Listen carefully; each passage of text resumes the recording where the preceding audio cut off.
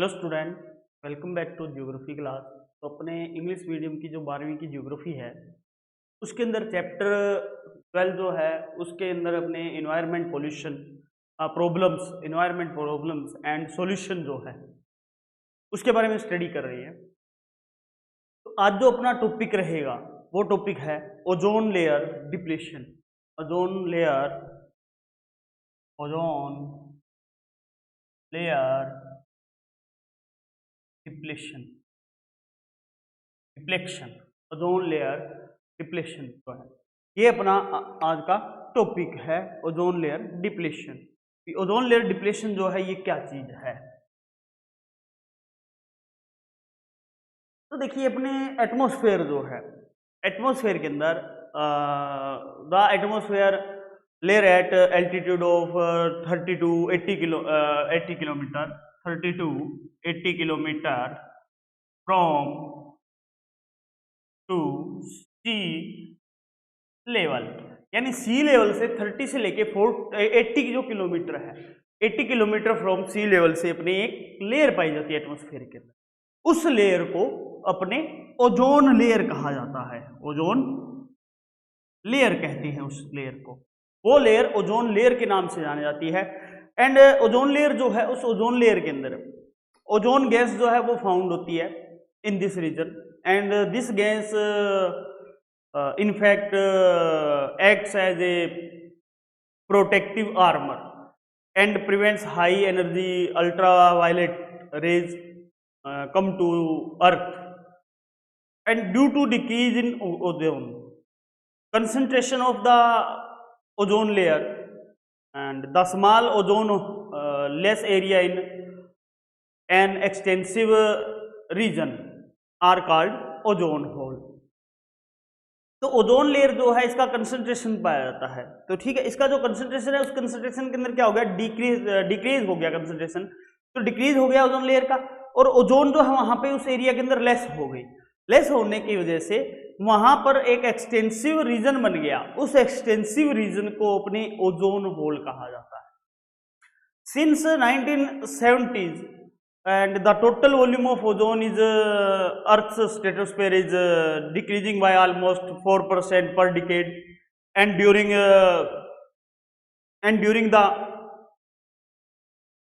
the same period the ozone of the stratosphere above the polar region of Earth is experiencing more but seasonal effect जो है वहां पे देखने को मिले हैं।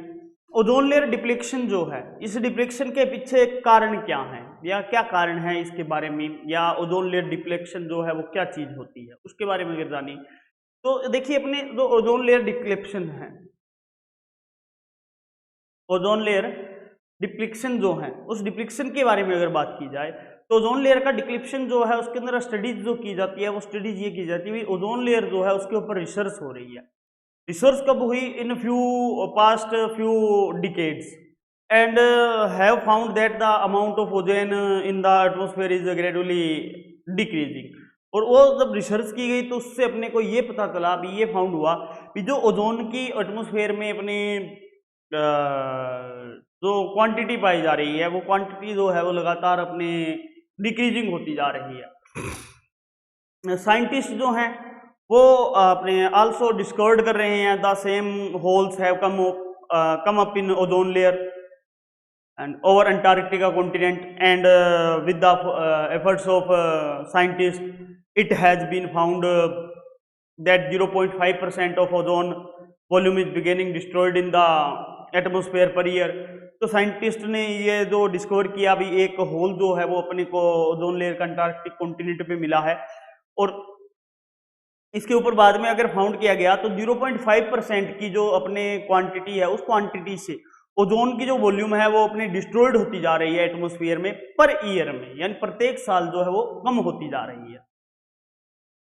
इसके अलावा एक अनदर स्टडी की गई, उस अनदर स्टडी में फाउंड हुआ भी ओवर 20 to 30% ओजोन जो है वो has decrease in the atmosphere over Antarctica. जो अंटार्कटिका है वहां पर 20 से लेकर 30% ओजोन जो है वो डिक्रीज हो रही है। नॉट ओनली इन अंटार्कटिका, एकला ये जो बात की जाए अकेली इसकी तो वो अंटार्कटिका के अंदर ही नहीं है, इसके साथ में अपने ऑस्ट्रेलिया है, न्यूजीलैंड है, the holes in ozone layer in the atmosphere have been found. तो ऑस्ट्रेलिया न्यूजीलैंड जो है वहां पर भी ओजोन लेयर के जो होल हैं वो फाउंड किए गए हैं। तो ये ओजोन लेयर के बारे में आता है। इसके बाद आते हैं रीजन्स ऑफ ओजोन डिप्लीशन। इसके बाद आता है reasons of reasons of ozone depletion. Ozone depletion जो हो रहा है इसके पीछे रीजंस क्या है? इसके पीछे रीजंस है होलोजेनिक गैसेस। होलोजेनिक जो गैसेस हैं वो होलोजेनिक गैसेस जो हैं वो इसके पीछे एक रीजन है। जो अपने जो ओजोन लेयर जो है, ओजोन लेयर का जो अपने कमी आ रही है या डिक्लेक्शन हो रहा है या इसका डिस्ट्रक्शन जो है वो हो रहा है, तो उसके पीछे जो अपने उत्तरदायी मानी जाती है, रिस्पॉन्सिबल जो मानी जाती है, वो जो होलोजेनिक जो गैसेज हैं, वो होलोजेनिक गैसेज को इनके पीछे माना जाता है। होलोजेनिक गैसेज लाइक है जैसे CFC है, क्लोरोफ्लोरो क्लोरोफ्लोरोकार्बन है, CFC, क्लोरीन,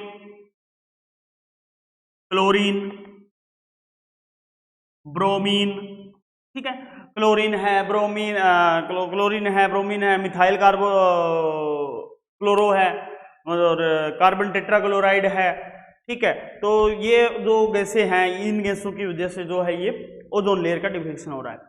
ओजोन जो है इसकी अगर बात करें तो ozone deficiency is caged by the dissection of chlorine atoms. Chlorine atoms जो है उसकी वजह से अपनी ये ज़्यादा होता है स्ट्रेटोस्फीयर में। और ये एक रिसर्च हुआ है उसके अंदर ये पता चलता है भी एक सिंगल जो एटम होता है क्लोरीन का, वो अपने ओजोन के जो मॉलिक्यूल्स हैं, ओजोन के 1 लाख मॉलिक्यूल्स जो होते हैं, उन 1 लाख जो ओजोन मॉलिक्यूल्स हैं उनको डिस्ट्रॉयड कर देता है एक सिंगल एटम जो है क्लोरीन का। तो these chlorine atoms are found by the disintegration of chlorofluorocarbon जो है, तो वहां पर ये देखने को मिलता है। तो ये इसके पीछे रीजंस आते हैं। इसके बाद आता है effects of ozone layer deflection. Effects क्या पड़ते हैं? Effects of ozone layer deflection.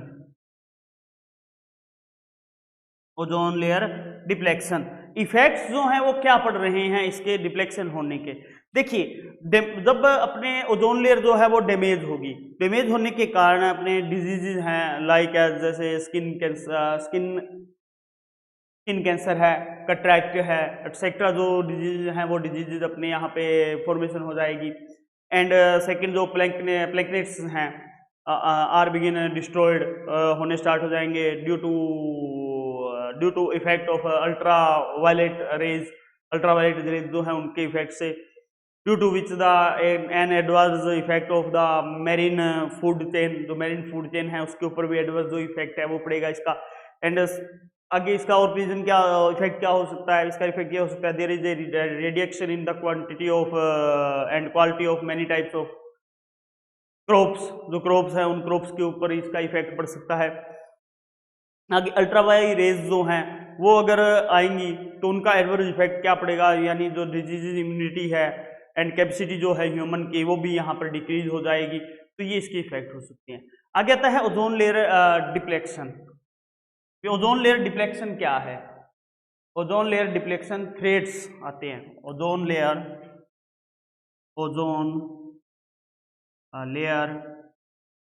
Deflection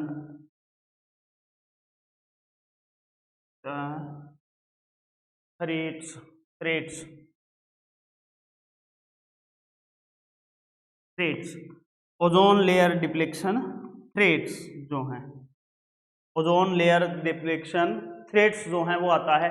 अब ओजोन लेयर डिप्लेक्शन थ्रेड्स के अंदर अगर बात की जाए तो उस थ्रेड्स में देखिए क्या बात है आएगी भी, थ्रेड्स में क्या प्रॉब्लम हुई या कैसे हुई। तो अपने अगर ओजोन लेयर की बात करें तो अपने ओजोन लेयर के बिना अपने सर्वाइव करना, यानी अपनी ये कैसे we can not survive without ozone layer.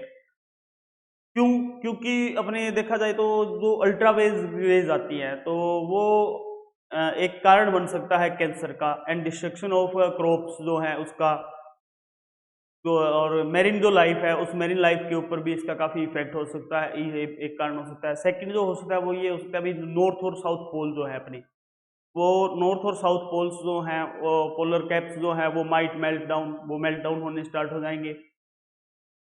And a big hole appear in ozone layer और अंटार्कटिका। तो अंटार्कटिका के ऊपर एक ओजोन बिग होल जो है वो बन चुका है ओजोन लेयर का।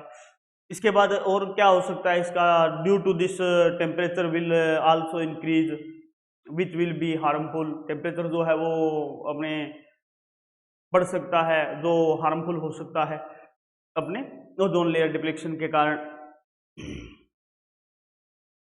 तो इस प्रकार से इसका इफेक्ट पड़ सकता है। आगे आता है efforts to save ozone layer. Efforts जो है वो क्या किए गए हैं, efforts to save ozone layer, efforts to save ozone layer. Ozone layer जो है इसके एफर्ट्स क्या है सेव करने के, ओजोन लेयर को, ये ओजोन लेयर जो है उसको कैसे अपने सेव कर सकते हैं, तो वो इसमें आता है efforts to save ozone layer. तो इसमें देखिए अपने जो किया गया, तो अपने फर्स्ट जो सेमिनार है वो किया गया था अपने इसके लिए, ओजोन लेयर सिक्योरिटी को ऑर्गेनाइज करने के लिए, वो किया गया था 2 मार्च 1990 को। 2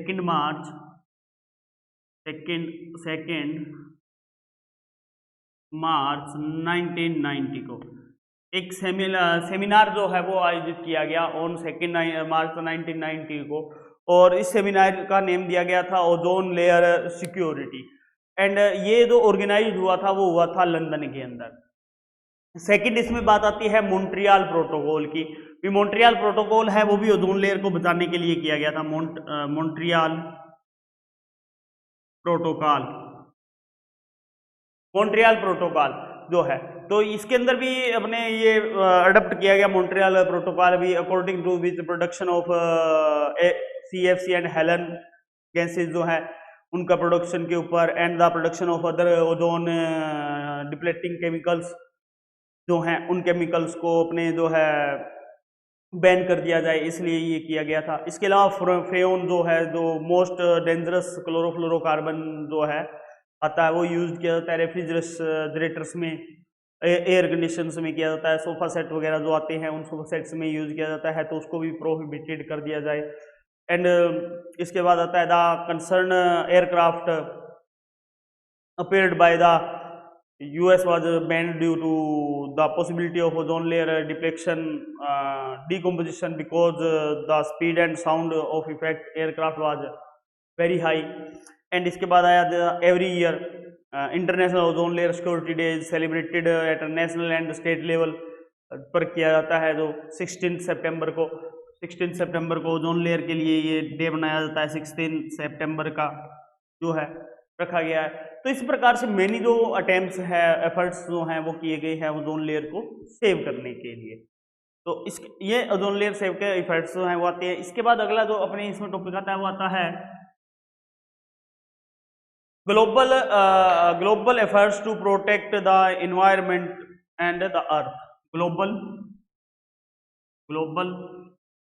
efforts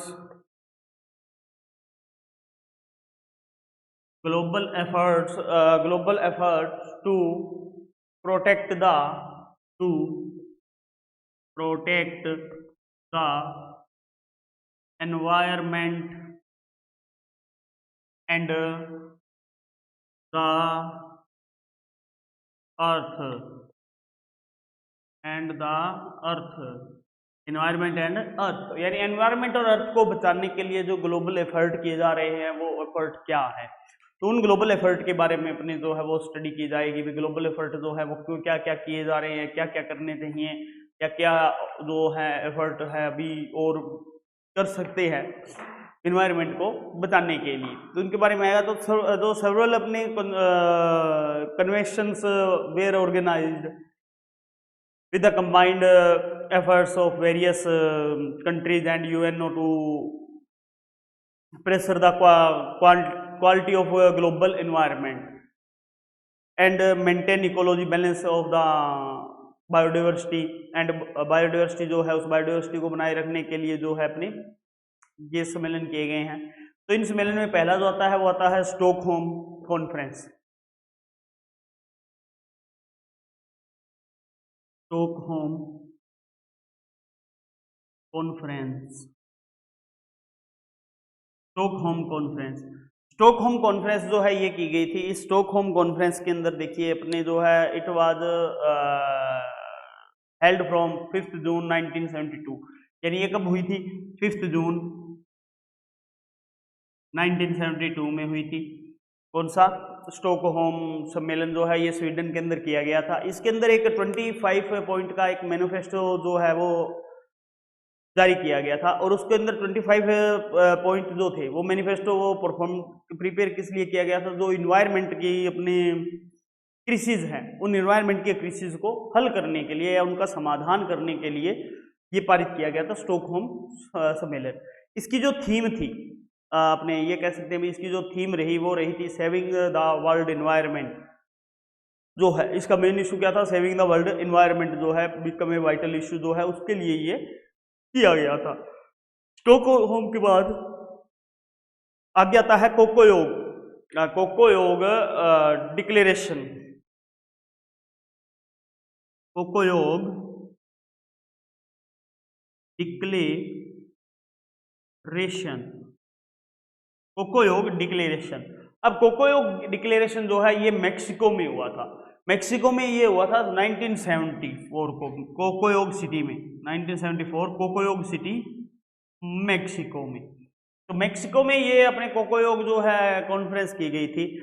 इसका देखिए क्या मेन कारण क्या था? इसका क्या एम्फेसिस ऑफ रीडिफाइन इन्वायरमेंट, यानी जो इन्वायरमेंट के ऊपर अपने जो है जो डेवलपमेंट ऑब्जेक्ट्स जो हैं एनवायरनमेंट के लिए उनके बारे में स्टडी करने के लिए जो है ये किया गया था और इसके लिए सम्मेलन किया गया। भाई इन्वायरमेंट के अंदर जितनी भी अपने इफेक्ट करने वाली चीज़ें हैं उन चीज़ों के ऊपर बैन कर दिया जाए या उनके बारे में जो चर्चा है वो इसके लिए की गई थी। इसके बाद आता है वर्ल्ड क्लाइमेट कॉन्फ्रेंस 1979, वर्ल्ड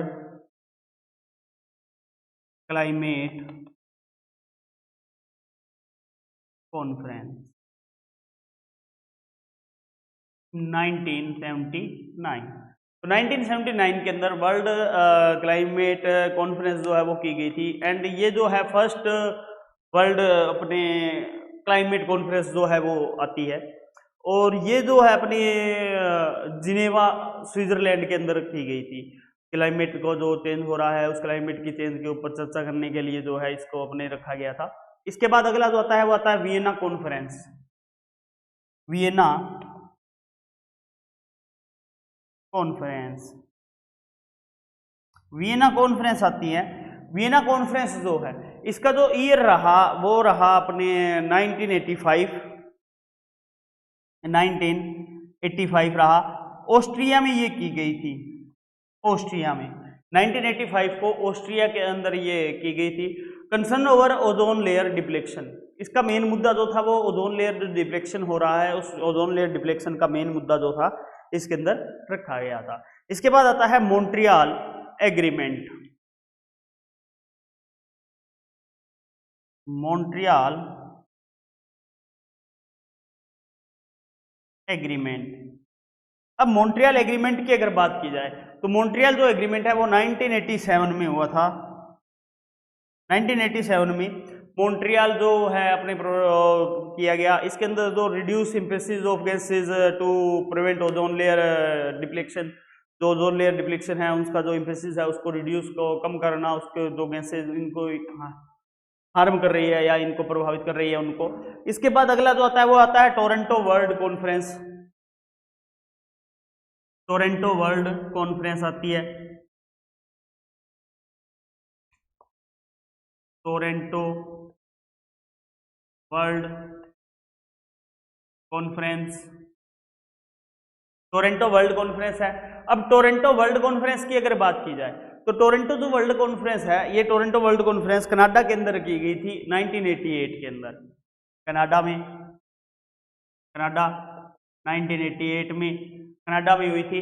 इसका भी मेन मुद्दा जो था वो क्या था, reducing the green house effect gases, यानी ग्रीन हाउस इफेक्ट करने वाली जो गैसेज हैं उन ग्रीन हाउस इफेक्ट को प्रभावित करने वाली जो जितनी भी गैसें हैं उनको अपने कम किया जाए, एंड सेविंग द इन्वायरमेंट, और जो इन्वायरमेंट है उसी सेविंग फ्रॉम क्लाइमेट चेंज जो है उस क्लाइमेट चेंज को सेव कर लिया जाए, ये इसका रखा गया था। इसके बाद आता है अर्थ समिट कॉन्फ्रेंस। अर्थ समिट कॉन्फ्रेंस, इसको रियो डी जनेरो कॉन्फ्रेंस भी कह देते हैं, रियो डी जनेरियो कॉन्फ्रेंस भी बोल देते हैं। ये 1992 में ब्राजील में हुई थी। 178 कंट्रीज जो हैं उन्होंने इसमें हिस्सा लिया था। 178 कंट्रीज इसमें आई थी। एंड यहाँ पे मेन जो मुद्दा रखा गया था वो रखा गया था जो ग्लोबल अपने इन्वायरमेंट है, उस ग्लोबल इन्वायरमेंट के जो मेन इश्यूज जो हैं उन मेन इश्यूज के ऊपर यहाँ पर चर्चा की गई थी। इसके बाद आता है क्योटो कॉन्फ्रेंस। क्योटो कॉन्फ्रेंस आती है जापान में, क्योटो कॉन्फ्रेंस आती है, ये 1997 में जापान में हुई थी। 1997 के अंदर जापान के अंदर क्योटो कॉन्फ्रेंस हुई। इसके अंदर 159 जो कंट्रीज थी उन्होंने पार्टिसिपेट किया। And which also called the Kyoto protocol, इसको क्योटो प्रोटोकॉल कहा गया। इसके अंदर भी जो अपने ओजोन लेयर का जो डिप्लीशन हो रहा है उस डिप्लीशन के बारे में यहाँ पर स्टडी वगैरह जो है वो की गई थी और उसके बारे में स्टडी कर बताया गया यहाँ सब कुछ, तो वो यहाँ पे आया था। तो अब अपने ये हो गया। इसके बाद आता है जोहान्सबर्ग।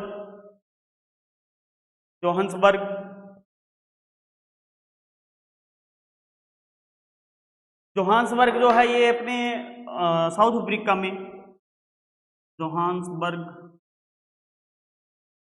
2002 में हुई थी ये, साउथ अफ्रीका में ये किया गया।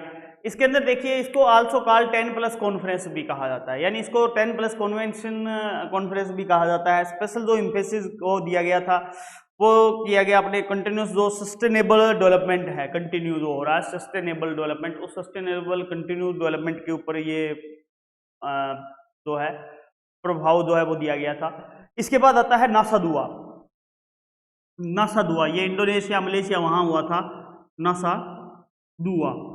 अब नासा दुआ जो है ये 2007 में हुआ था, 2007 के अंदर नासा दुआ हुआ। ये इंडोनेशिया के बाली जो आइलैंड है उस बाली आइलैंड के ऊपर ये कॉन्फ्रेंस जो है वो की गई थी, नासा दुआ। अब नासा दुआ की बात करें तो नासा दुआ के अंदर 4th report of IPCC was अपने presented and after getting 189 votes out of 193 countries and Rajendra Pachauri was elected the IPCC president. IPCC के जो प्रेसिडेंट है वो यहाँ पर राजेंद्र पंचारी को बनाया गया था। इसके बाद आता है कानकून सम्मेलन भी आता है। कानकून सम्मेलन जो है ये मेक्सिको में हुआ था 2010 के अंदर। तो ये 16th यूनाइटेड नेशन जो अपने क्लाइमेट कन्वेंशन जो है वो इसमें आता है। एंड यहाँ पर एग्रीमेंट किया गया था सर्टेन डेवलपमेंट के लिए $100 बिलियन जो है वो ग्रीन फंड के रूप में। इसके बाद आता है नागोया प्रोटोकॉल जापान में 2010 में हुआ। And India signed the Nagoya theory of biodiversity and sustainable development जो है उसके लिए ये किया गया। इसके बाद दोहा सम्मेलन आता है 2012 के अंदर, दोहा कॉन्फ्रेंस जो है वो हुई थी। एंड इसके बाद अपने वर्षा कॉन्फ्रेंस आती है जो पोलैंड के अंदर 2013 के अंदर हुई।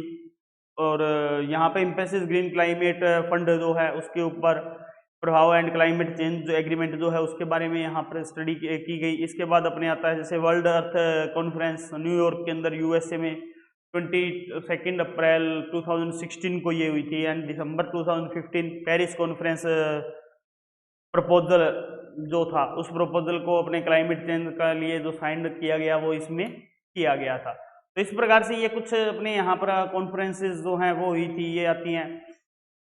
और अर्थ समिट जो है इसके अंदर अपने 170 कंट्रीज जो हैं वो उन्होंने इसमें हिस्सा लिया था अपने।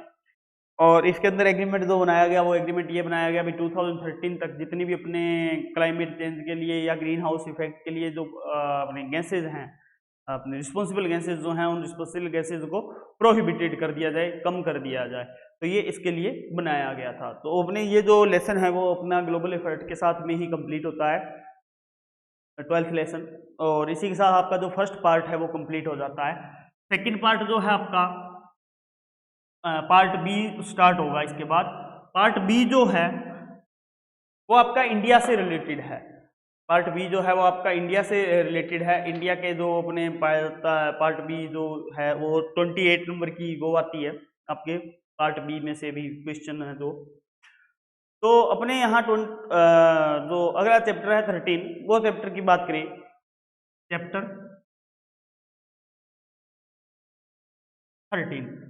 13 के अंदर अपने India population distribution, density and growth जो है उसके बारे में है। India population distribution, density and growth.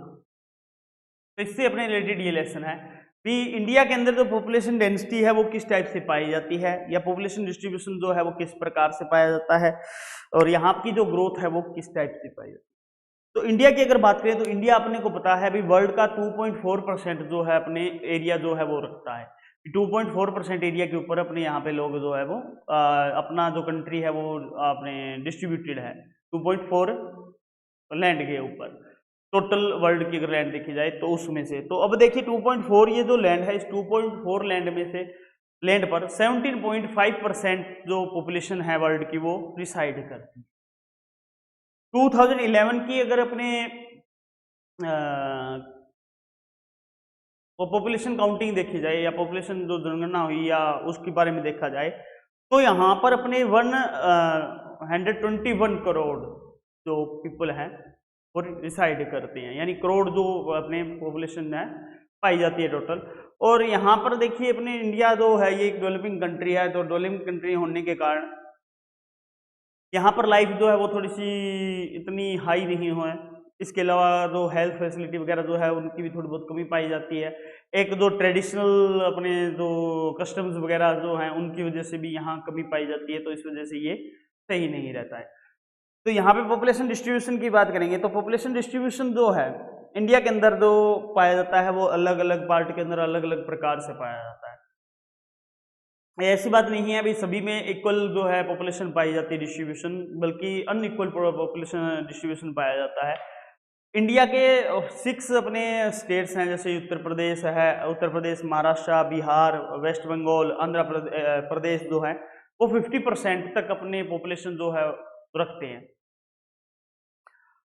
और इसके अलावा अन्य जो स्टेट्स हैं उनके अंदर पॉपुलेशन डिस्ट्रीब्यूशन कम पाया जाता है। तो इस प्रकार से पॉपुलेशन डिस्ट्रीब्यूशन जो है वो इंडिया में पाया जाता है। इसके बारे में कल अपने डिटेल से पढ़ेंगे। आज के लिए इतना ही। Thank you.